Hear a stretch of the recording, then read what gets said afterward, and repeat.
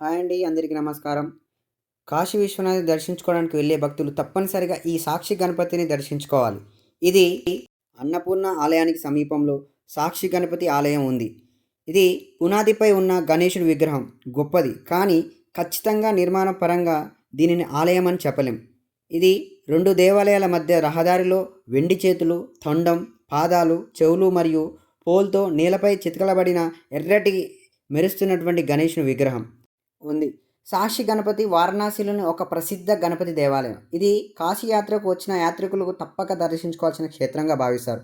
ఈ ఆలయం పంచకోశి పరిక్రమణ పూర్తి చేసిన తర్వాత యాత్రను ధృవీకరించడానికి సందర్శిస్తారు.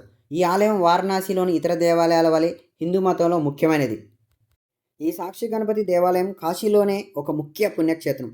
ఇక్కడ గణపతిని సాక్షిగా ఉంచి యాత్రికులు తమ యాత్రను పూర్తి చేసినట్లుగా నమోదు చేస్తారని నమ్మకం.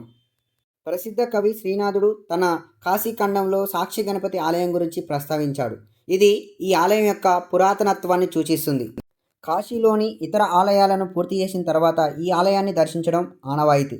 ఇక్కడ గణపతి సాక్షిగా పరిగణించబడతాడు కాశీ యాత్ర. So thank you so much. చూశారు కదా, ఇలాగే మరిన్ని లేటెస్ట్ అప్డేట్స్ కోసం, అలాగే కాశీలో మీకు ఇలాంటి ఇన్ఫర్మేషన్ కావాలన్నా, రూమ్స్ కావాలన్నా సరే, గైడింగ్ కోసం స్క్రీన్ పైన ఉన్న మా నెంబర్స్కి కాల్ చేయండి.